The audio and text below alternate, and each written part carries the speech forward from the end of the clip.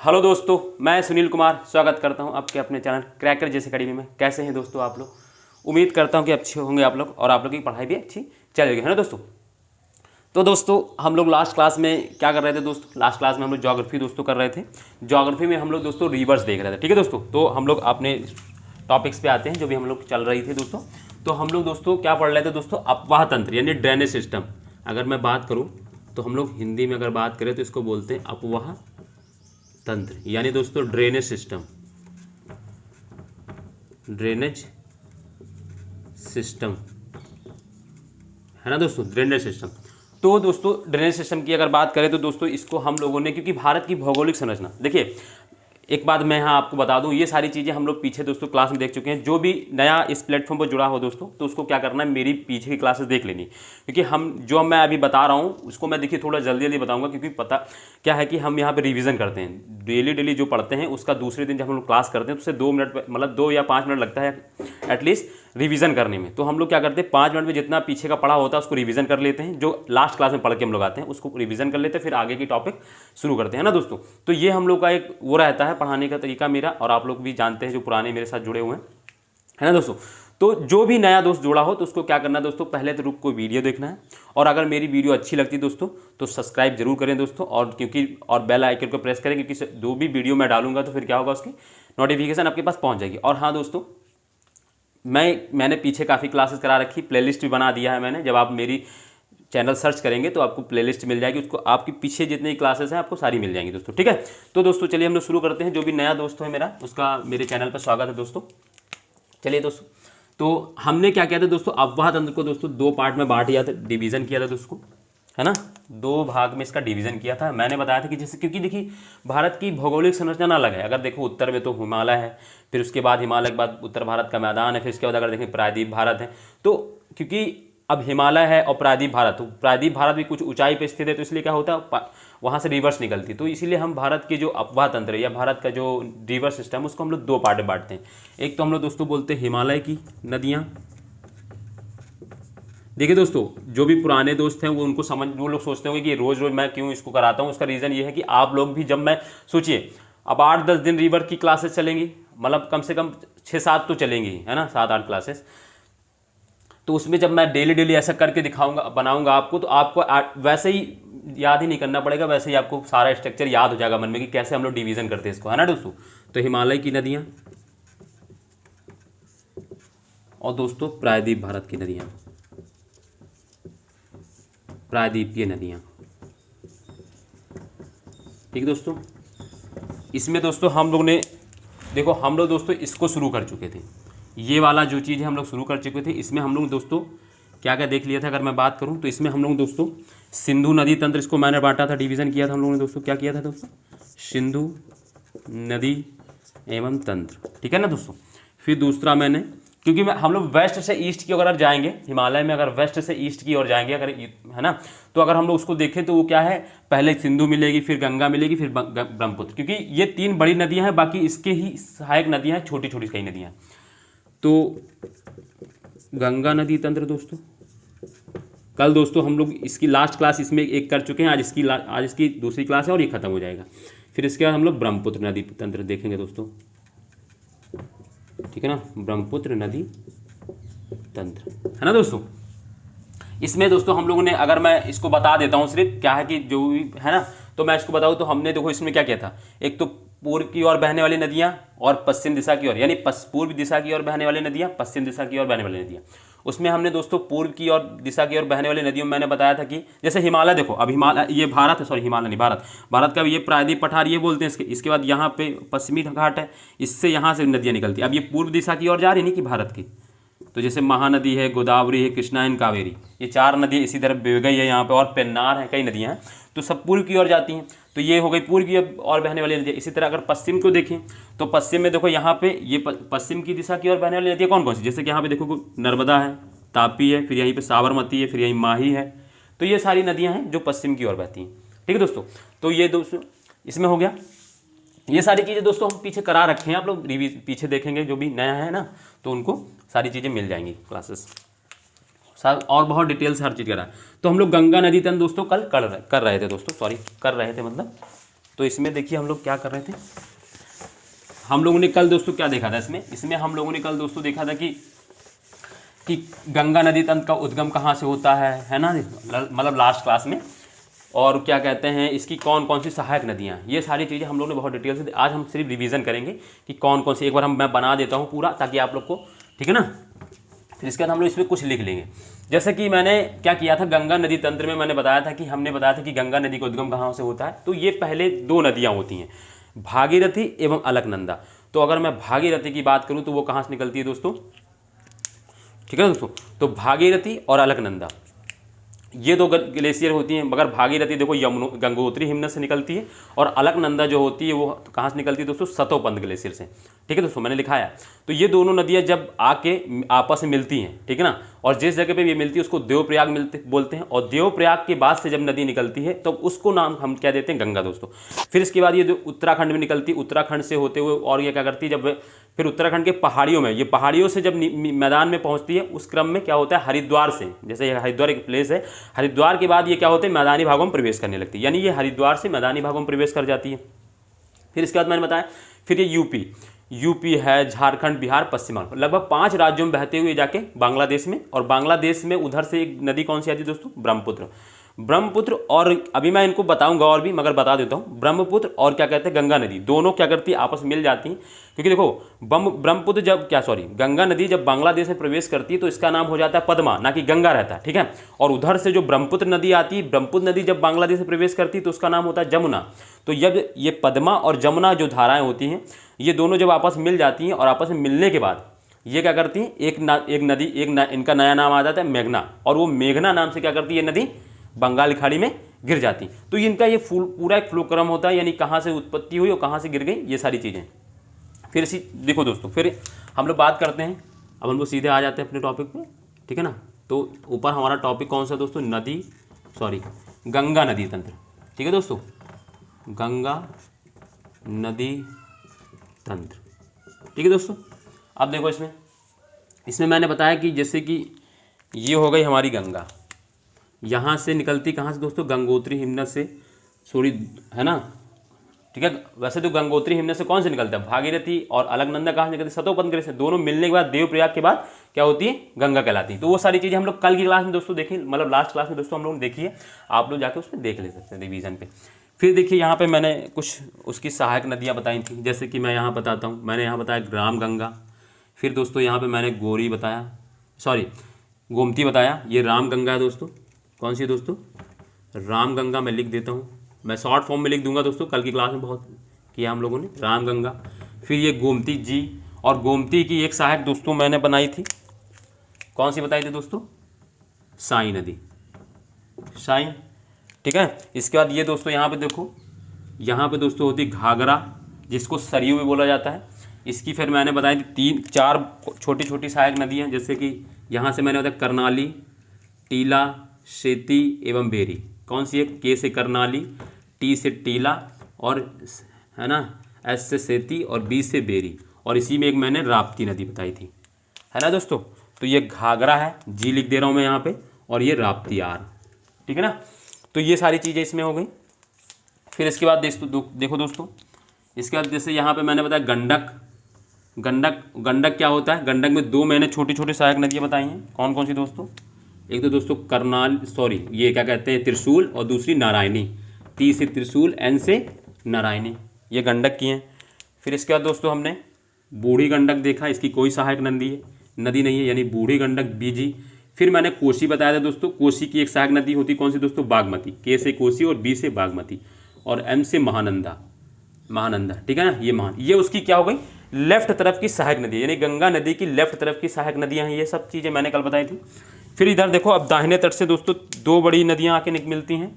एक तो मतलब एक बड़ी नदी आके मिलती कहाँ, कौन सी दोस्तों, जो बंदरपूछ पहाड़ से निकलती है, और कहाँ, ये क्या कहते हैं, कौन सी नदी दोस्तों, यमुना नदी।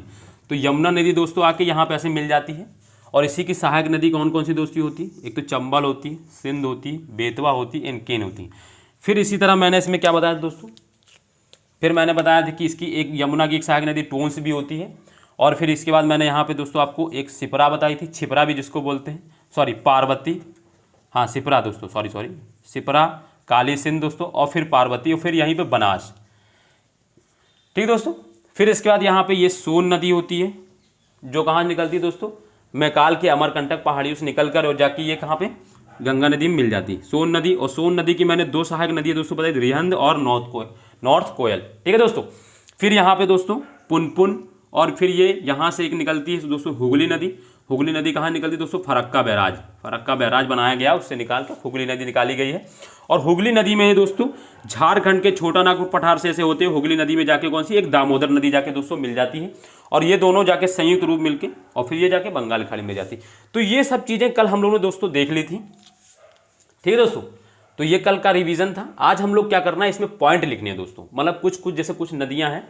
ठीक है दोस्तों, कुछ नदियां हैं जिनके बारे में हमको पॉइंट लिखने हैं, कुछ थोड़ा बहुत क्योंकि जरूरी है ना, लिखा रहेगा तो हम लोग रिवीजन के टाइम पे काम आता है दोस्तों। अब ऐसे तो ये तो ठीक है नदियों के बारे में, मगर किसी से पॉइंट पूछ लिया कुछ निकाल कर तो वो लिखने का काम है। तो आज दोस्तों बस थोड़ा थोड़ा है, हर जैसे गंगा नदी के बारे में थोड़ा लिखना है, फिर जैसे यमुना नदी के बारे में तो एक कुछ नहीं लिखना है, जैसे कि बिहार है ना गंडक है, और ये क्या कहते हैं कोसी है, और मतलब जिस पॉइंट में जहाँ पे कोई इंपॉर्टेंट पॉइंट है वो थोड़ा लिख लेना, ताकि क्वेश्चन के पॉइंट ऑफ व्यू से, मतलब जो पेपर में क्वेश्चन आते हैं उनके से जो दोस्तों पहले तो गंगा नदी डालिए आप लोग।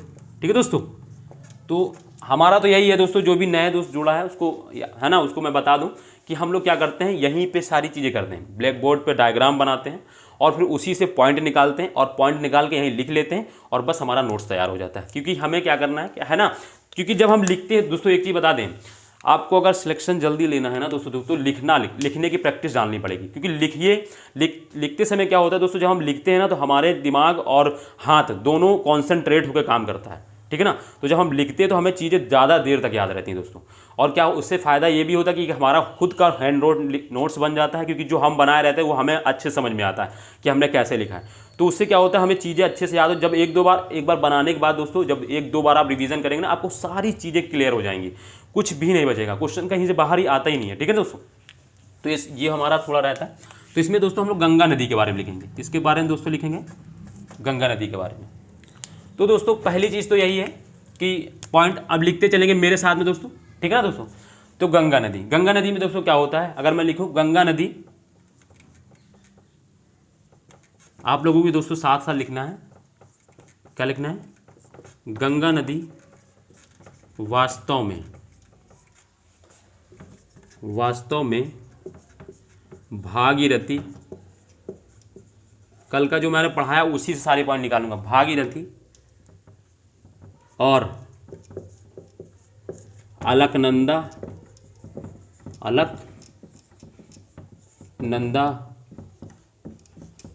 का संयुक्त रूप है। क्या है दोस्तों, संयुक्त रूप है, जो देवप्रयाग है ना, ये याद रखना, इसको अलग कलर से मैं लिख दे रहा हूं, प्रयाग के निकट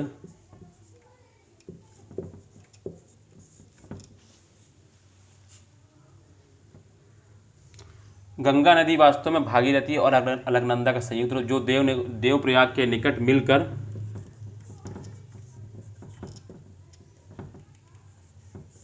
गंगा कहलाती है।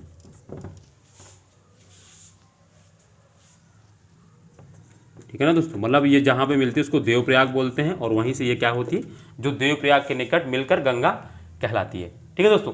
तो ये तो पहला पॉइंट इसका हो गया है ना, ठीक है।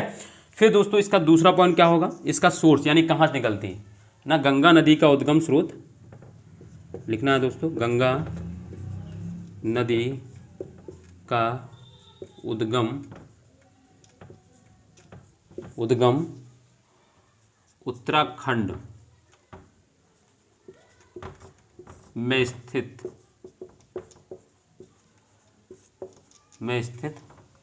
गंगोत्री हिमनद से होता है। गंगोत्री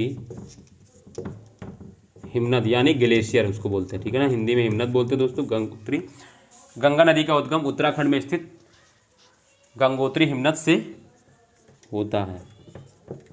ठीक है ना, यानी वहाँ से निकलती है दोस्तों। ये दूसरा पॉइंट इसका हो जाएगा दोस्तों।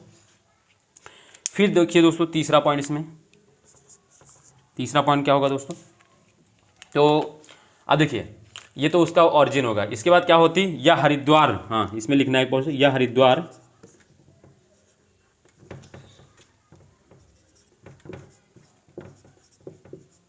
हरिद्वार से मैदानी भागों में प्रवेश करती है। हरिद्वार के बाद दोस्तों, हरिद्वार के बाद मैदानी भागों में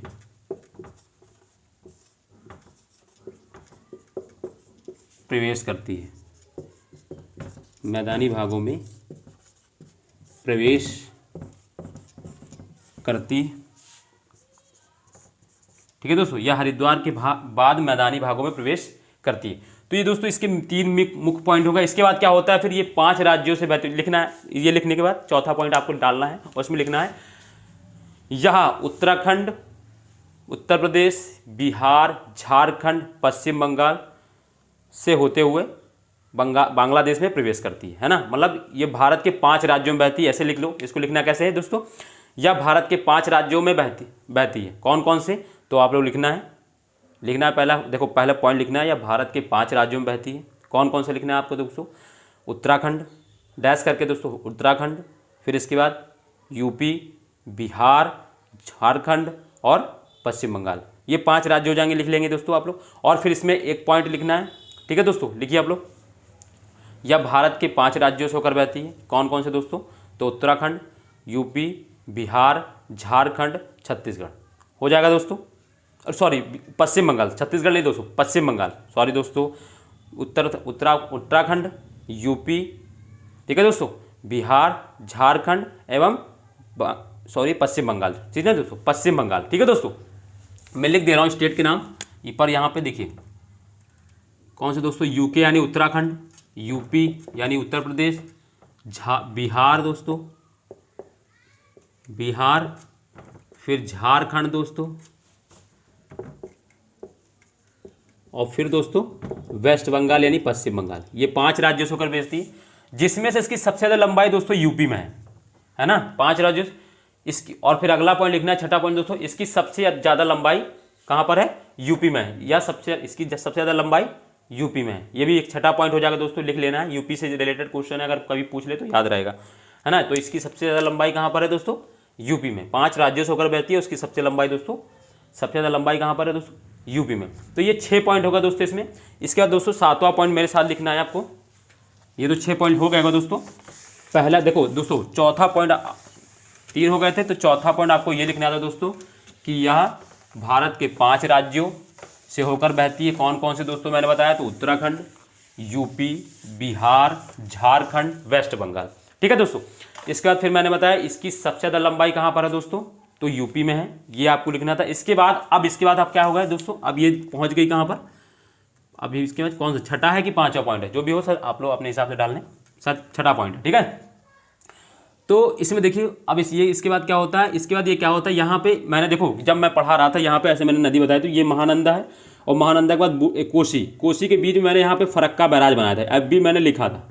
उसी के बाद ये नदी क्या होती है, फरक्का बैराज के बाद ये क्या होती है दोस्तों, थोड़ी टर्न हो जाती है, यानी बांग्लादेश से नीचे की ओर, तो मतलब पश्चिम बंगाल से नीचे की ओर टर्न करते हुए क्या होती है, फरक्का बैराज से क्या करती है दोस्तों, टर्न करते हुए और दक्षिण पूर्व की ओर बहती हुई क्या करती है, बांग्लादेश में प्रवेश करती है। तो वही लिखना है, फरक्का बैराज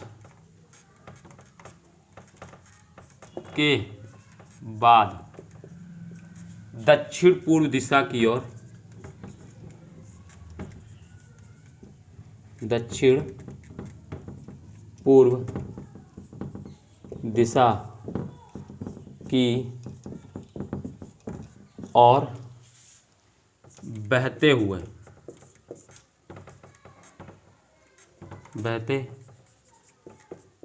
हुए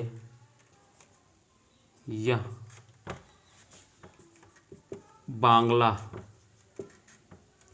बांग्लादेश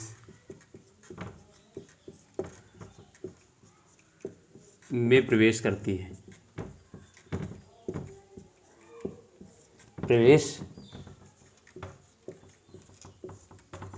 करती है, यहाँ इसे, यानी कहाँ, बांग्लादेश में, यहाँ इसे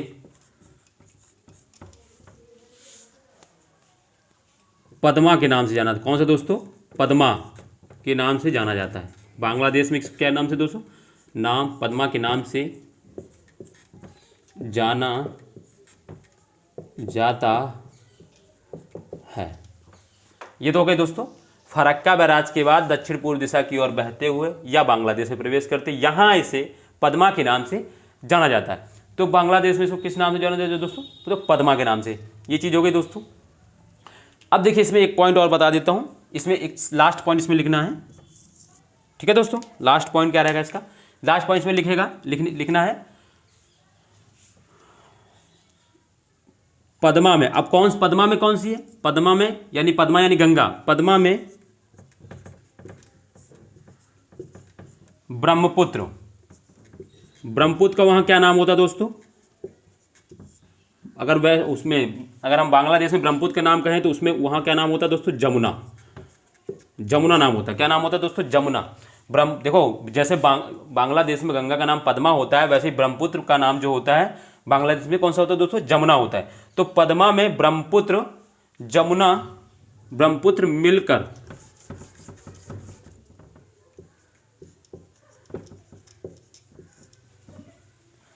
पद्मा में ब्रह्मपुत्र बांग्लादेश में मिल जाती है,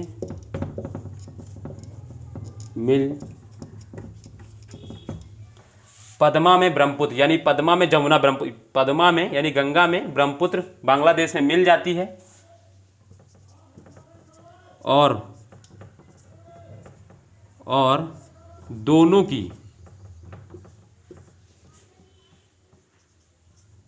संयुक्त, अब दोनों मिलने के बाद संयुक्त हो गई, दोनों की संयुक्त धारा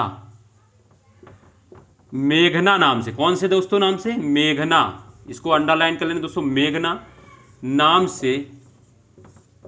नाम से कहाँ दोस्तों गिर जाके? बंगाल की खाड़ी में गिर जाती है।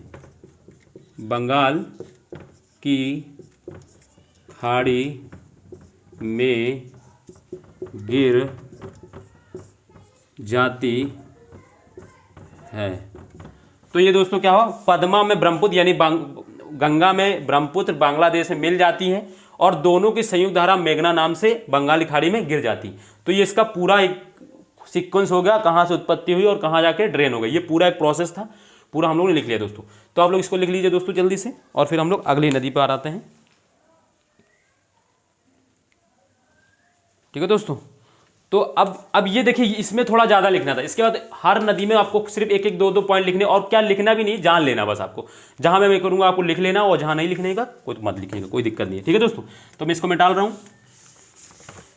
आप लोगों को लग रहा होगा ऐसा कि लिखाते बहुत है। लिखाने का मेरा पर्पस दोस्तों यही है कि आप लोगों को चीज़ें एक जगह मिल जाए, वरना मुझे कोई दिक्कत नहीं। जैसे कि क्या होता, मैं क्या करता, नदियों का सिस्टम पढ़ा देता और बता देता ये सहायक नदी है, बस निकल जाता, दूसरी नदी शुरू कर देता। उससे आपका बेनिफिट नहीं होगा, आपका नुकसान है दोस्तों उससे, ठीक है ना दोस्तों। तो वो हमारा पर्पस है कि आप लोग कुछ सीखें। ज्योग्राफी पढ़ने के बाद आपका कहीं से ज्योग्राफी क्वेश्चन कैसे भी आए, आपका बन जाए, बस ये होना चाहिए, ठीक है दोस्तों। तो ये हमारा पर्पस, इसीलिए मैं थोड़ा स्लो पढ़ा रहा हूँ और थोड़ा आपको ऐसी चीज़ें दे रहा हूँ जो आपको काम आए, ठीक है ना। वैसे तो फिर आपको ही दिक्कत है। तो चलिए दोस्तों आगे हम लोग बात करते हैं। तो ठीक है, इसके बाद देखिए दोस्तों, अब इसकी कौन सी, हम बड़ी नदी की एक बात कर लेते हैं, जैसे यमुना। तो यमुना नदी के बारे में आपको लिखना नहीं दोस्तों, बस आप इतना जान लीजिए, यमुना नदी का जो उद्गम होता है ये यमुनोत्री से होता है दोस्तों, ठीक है। अगर आप लोग लिखना चाहें तो जल्दी जल्दी लिख ले मेरे साथ, अगर आप लोग लिखना चाहें तो। और मैंने उसको कराया अभी कि वो बंदरपूछ एक चोटी होती है, यानी पर्वत होता है, वहाँ से निकलता है। तो यमुना नदी जो होती है यमुनोत्री से निकलती है, यमुनोत्री ग्लेशियर से निकलती है, और ये जाके कहाँ पे, प्रयागराज में जाके क्या होती है, गंगा में मिल जाती। तो जहाँ पे उसको मिलती है वो प्रयागराज पॉइंट होता है।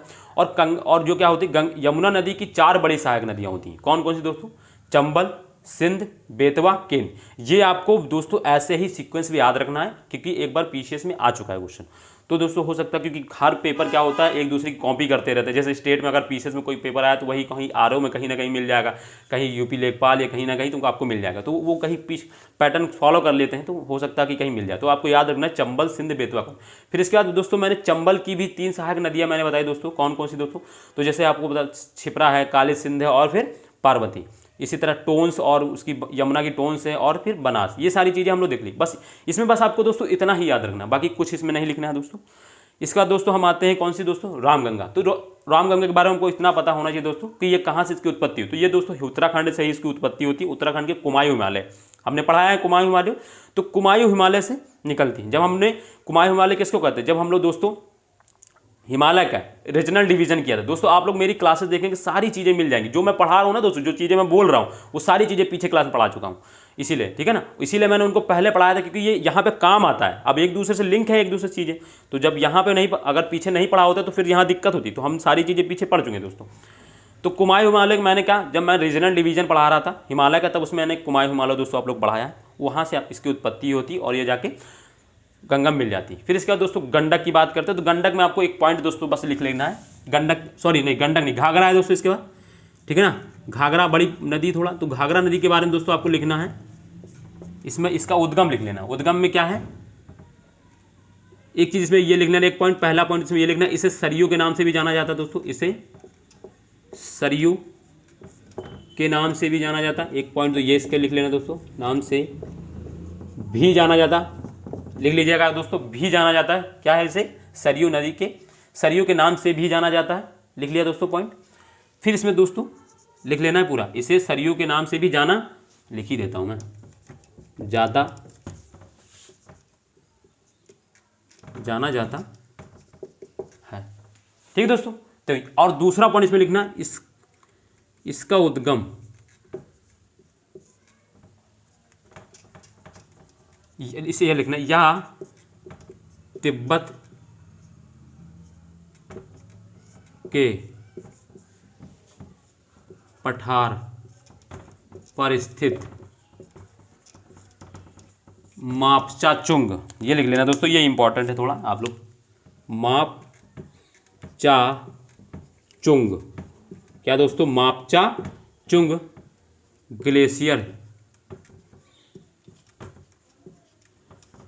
से निकल कर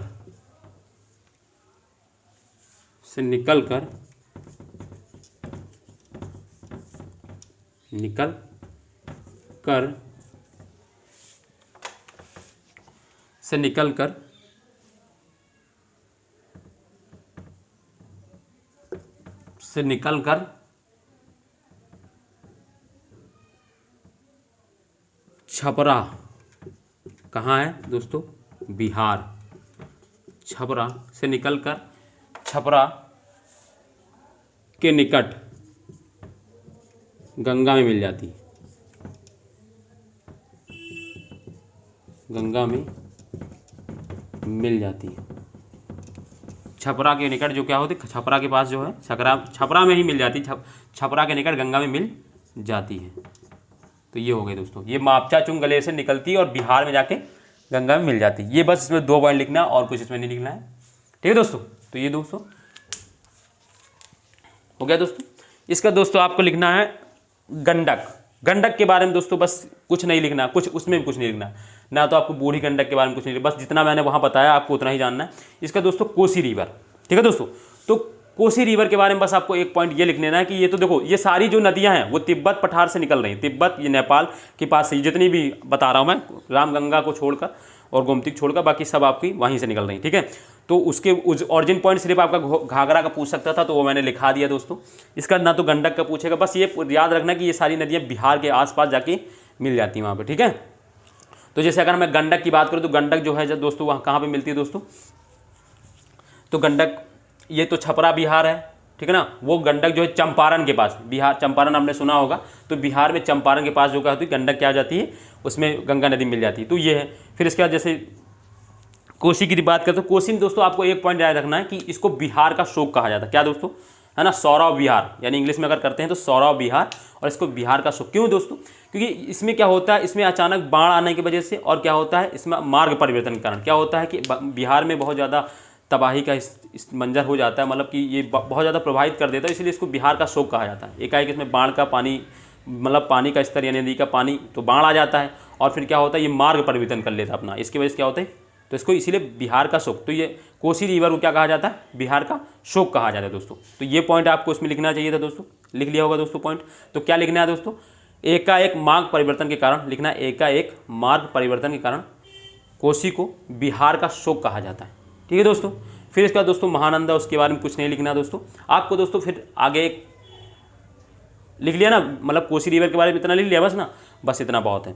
इसका दोस्तों हम आ जाते हैं फिर अगली रिवर। अब आप दोस्तों सोन नदी डालिए और सोन नदी में दोस्तों लिखिएगा, है ना, अगला पॉइंट आप लोग लिखिएगा दोस्तों, सोन नदी, सोन नदी दोस्तों डालिएगा। इसका उद्गम बस खाली लिख लीजिएगा, इसका उद्गम कहाँ से होता है दोस्तों, मैंने दोस्तों क्या दोस्तों हो गया, सोन नदी लिखा दोस्तों। तो इसका उद्गम कहाँ पर होता है दोस्तों, इसका उद्गम जो है, हम जब हिमालय पढ़ रहे थे तो हिमालय में, सॉरी दोस्तों, प्रायद्वीपीय पठार में, तो मैंने उनसे सतपुड़ा पढ़ाया था। सतपुड़ा में मैंने कौन कौन सी दोस्तों, राजपीपला, महादेव, मेकाले, 3 चोटियाँ, 3 पर्वत श्रृंखला बताई थी, इन तीनों को मिलकर सतपुड़ा बोलते हैं। तो उसी में से एक पर्वत है मेकाले, मेकाले के ऊपर जो अमरकंटक, जो मेकाले की सबसे ऊंची चोटी है, वहाँ से क्या होता है, सोन नदी का उद्गम होता है। यानी सोन नदी का और नर्मदा नदी दोनों एक ही जगह से निकलती, कहाँ से, अमरकंटक से। तो सोन नदी का उद्गम मेकाले पहाड़ी पर स्थित अमरकंटक चोटी से होता है। पॉइंट लिखना है दोस्तों, नर्मदा नदी का उद्गम मेकाले पहाड़ी पर स्थित अमरकंटक पर्वत चोटी से होता है। पॉइंट हो गया दोस्तों। लिखना क्या है, सोन नदी का उद्गम मेकाले पर्वत पर स्थित अमरकंटक चोटी से होता है। दूसरा, इस नदी के, मतलब इस नदी में जो क्या होता है, सोने के कण, मतलब जो बालू के रेत होते हैं ना, इसमें जैसे हर नदियों में क्या होते हैं, बालू होती, तो उसमें कुछ होते रेत के कण, जब सोने के कण पाए जाते हैं छोटे छोटे, इसीलिए उसको स्वर्ण नदी भी कहा जाता है। वो लिखना नहीं, बस खाली जान लेना बस खाली, ठीक है ना, लिखना नहीं है।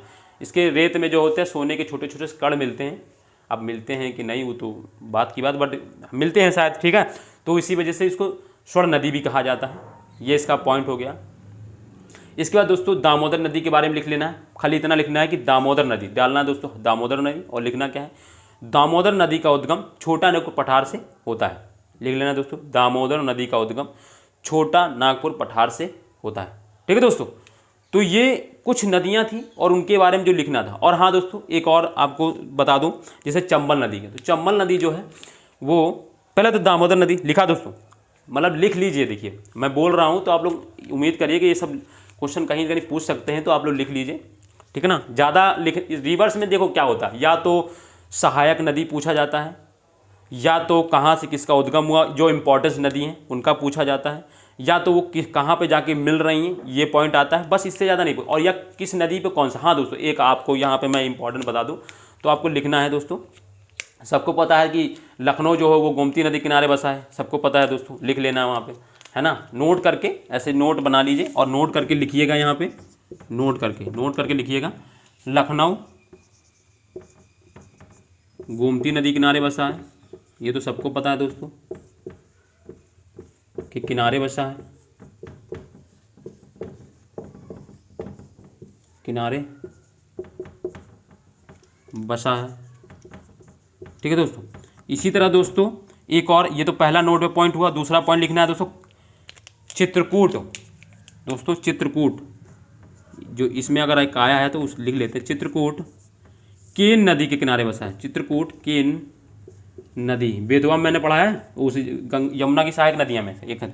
चित्रकूट केन नदी के किनारे बसा है, ठीक है ना दोस्तों। तो ये लिख लेना कि किनारे बसा है। ऐसी तरह जब हम लोग वो पढ़ेंगे हुगली नदी, तो उसमें बताएंगे हुगली नदी किनारे कौन सा दोस्तों, कलकत्ता बसा है, ठीक है दोस्तों। हुगली नदी किनारे कौन सा बता दोस्तों, तो तीसरा उसमें लिख लेना है, चित्रकूट के नदी किनारे बसा है, लखनऊ गोमती नगर किनारे बसा है, और कलकत्ता जो है हुगली नदी किनारे बसा है। तीनों को लिख लेना दोस्तों, कौन सा। अब क्योंकि शहर भी पूछ लिया जाता है, मिलान में आ जाता है कि किस नदी किनारे कौन सा शहर है, तो ये भी याद रखना, जहाँ पे आएगा वो पॉइंट। और फिर मैं लास्ट में एक दिन लिस्ट ही बनवा दूंगा कि ये राज्य शहर हो गए और ये नदियाँ हो गई, कौन सा, वो हो जाएगा लास्ट क्लास में।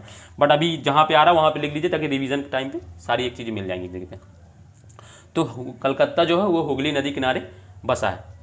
तो दोस्तों ये रिवर सिस्टम से संबंधित कुछ इंपॉर्टेंट चीज़ें थी, गंगा नदी से संबंधित। जिसको जानना बहुत ज़रूरी था। क्वेश्चन यहाँ से दोस्तों आते हैं, बार बार पूछे जाते हैं। और एक चीज़ मैं आपको बता दूँ, किसी भी टॉप पेपर में अगर ज्योग्राफी से रिलेटेड अगर क्वेश्चन पूछे जा रहे हैं तो रिवर से एक या दो, मिनिमम एक और मैक्सिमम दो क्वेश्चन तो बनते ही बनते हैं दोस्तों। तो ये टॉपिक आप लोग याद बहुत ही अच्छे से तैयार, और आप पहले जैसे क्वेश्चन पूछे भी नहीं जाते, थोड़ा डिटेल पूछ रहे हैं। सहायक नदियाँ भी पूछते हैं तो कभी कोई पूछ लेंगे कौन सी बाएं तट की सहायक नदी है, कौन सी दाएं तट की। तो मैं आपको इसलिए बनाते हुए चल रहा हूँ, लिखाने से अच्छा है कि आप लोग जान लें, यहीं पर सीख लें चीज़ें। ठीक है दोस्तों, तो दोस्तों फिर इसी के साथ हम लोग आज की क्लास को ख़त्म करते हैं, और दोस्तों हम लोग कल मिलते हैं। हाँ दोस्तों, अगर जो भी नया हो, अगर मेरी वीडियो अच्छी लगी है दोस्तों तो उसको सब्सक्राइब करें, दूसरों को शेयर करें दोस्तों। ठीक है दोस्तों, और लाइक करना ना भूलें। ठीक है दोस्तों, और कमेंट करके ही बताएं कि दोस्तों कैसी वीडियो लग रही है मेरी। तो ठीक है ना दोस्तों, और अगर कोई नया अगर आप चाहते हैं कुछ शुरू किया जाए तो मैं आप लोग बताइएगा, तो मैं आपको उसके लिए शुरू करता हूँ। ठीक है दोस्तों, तो दोस्तों ठीक है, इसी के साथ हम लोग कल मिलते हैं दोस्तों। बाय, जय हिंद दोस्तों।